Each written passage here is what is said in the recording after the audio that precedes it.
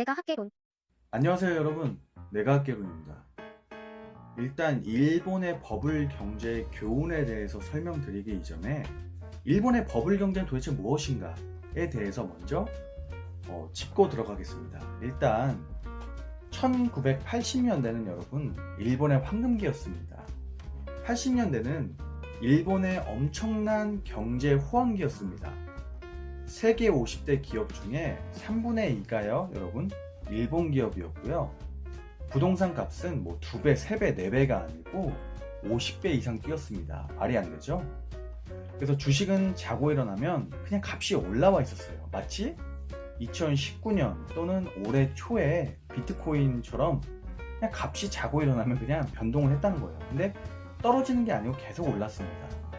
그래서 플라자 합의라고 하는데, 사실 플라자 합의 같은 경우는 일본의 경제 주권이 미국이나 이쪽 자본에 넘어간 날인데, 아무튼 그 이후에 위기감을 느낀 일본 정부가 기준금리를 2.5%대로 낮춥니다.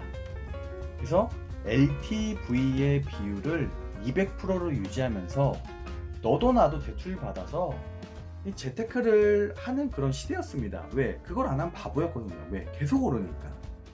그쵸? 저 같아도 그랬을 것 같아요. 그래서 일본의 뭐 웹사이트에도 뭐 그런 얘기가 있습니다. 당시 중산층도 안 되고 보통 서민층인데, 그런 가정에서도 뭐 대학 입학 선물이나 이런 걸로 뭐 차를 뽑아줄 정도, 요 정도면 솔직히 말을 다 한 거죠. 그리고 또 기업의 면접을 보러 가면 면접비가 뭐 최소 5만원 정도였대요. 우리나라 돈으로 한 50만원 정도 되는 거죠. 국가 부도의 날 영화에도 나오지만 면접비 막 주잖아요. 뭐 지금은 솔직히 면접비가 없죠. 저도 한 2번밖에 안 받아봤습니다만 대부분 뭐 5만원 아니면 3만원이었어요.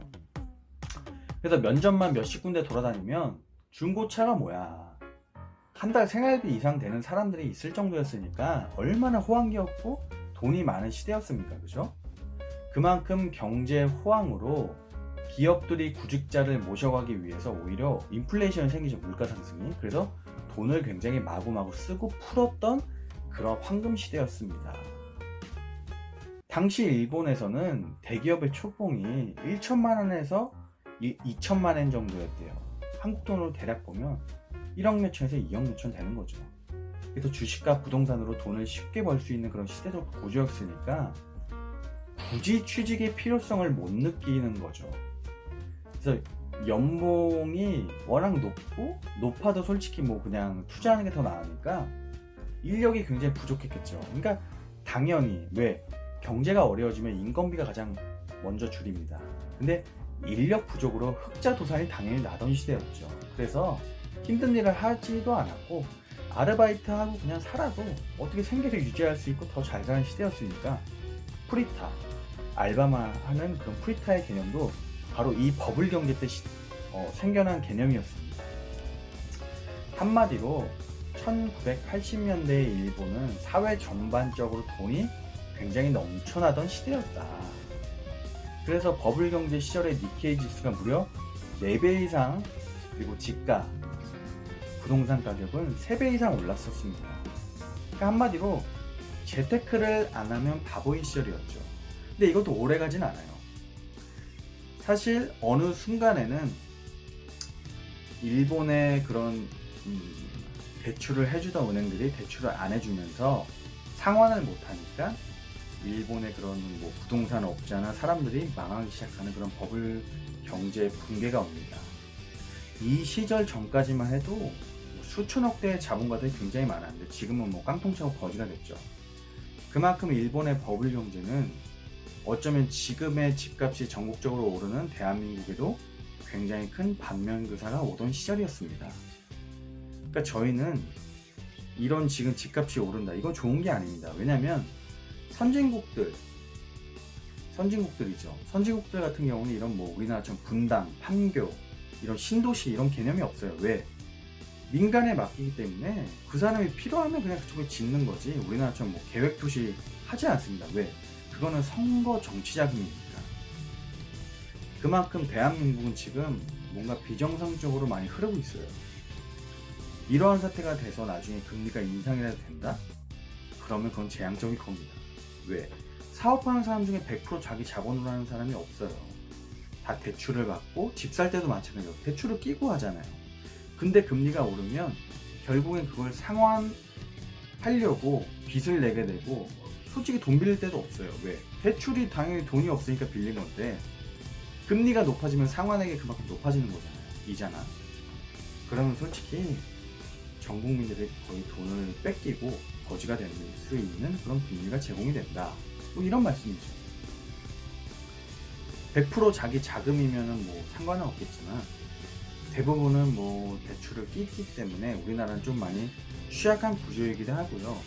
일본과는 좀 다른 점이 일본은 뭐 국가적으로 채무액이 200%가 넘지만 한국과 다른 점 한국은 30-40%밖에 안 됩니다. 근데 문제는 한국은 국가 채무가 아니고 개인 가계부채라는 거죠. 개인 가계부채가 그렇게 높은 거죠. 개인들이 집이나 가정, 가게에 대한 그런 대출을 받아서 돈을 쓰기 때문에 망하면 진짜 큰일 나는 겁니다. 일본은 국가의 부채예요. 국가의 부채는 일본 은행에서 돈을 찍어서 그 돈을 풀지만 한국은 개인이 은행이나 금융권에 돈을 빌려서 집주인이든 집이 없는 사람이건 그쪽에 저당 담보가 잡혀있기 때문에 돈을 못 내면 그냥 뺏기는 구조입니다. 그러니까 우리나라가 더 위험한 구조이기도 하고요. 우리나라는 또 100년 된 기업이 없잖아요. 그렇죠? 그렇기 때문에 일본보다는 좀 더 경제적으로 많이 어렵다. 우리가 한국은 0.몇 %대의 세계 초저출산 국가이기 때문에 더 어려운 구조입니다. 그래서 우리는 항상 경계를 해야 되고 한국이 잘 나가고 잘 살고 뭐 할 때 우리가 대비를 해서 일본을 뛰어넘을 그런 노력을 해야 되고 우리가 항상 대비를 하고 마치 이케아가 떠나려고 하니까 국회에서 어떻게 했습니까? 상속세 폐지했죠. 그런 것처럼 우리나라도 노력을 해야 됩니다. 외국에 지금 돈 벌어다 주는 그런 시대가 아닙니다. 한국에 지금 고급 인재들이 다 놀고 있기 때문에 우리나라에다 공장을 짓게 할 수 있는 그런 기업이 기업 활동을 할 수 있는 그런 여건을 마련해 줘야 되는 게 바로 정부의 역할입니다. 그렇기 때문에 여러분 지금 집값이 오른다 이거 좋은 거 아닙니다. 지금 만약에 이것에 대해서 약간 아리까리 하신 분들은 내가 알기로 1편 영상에 상속세에 대한 내용이 있습니다. 이것을 꼭 참조해 주시고요. 우리나라 상속세가 굉장히 높아요. 60에서 65%. 징벌적이기 때문에 자기 집을 갖고 있다 안심할 게 아니에요. 왜?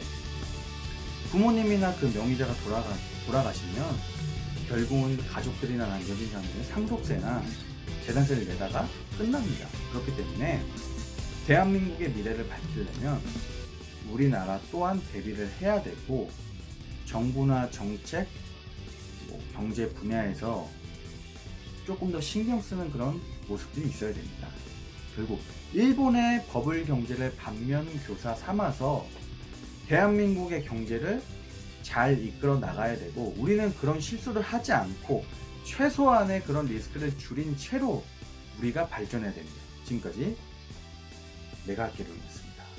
감사합니다.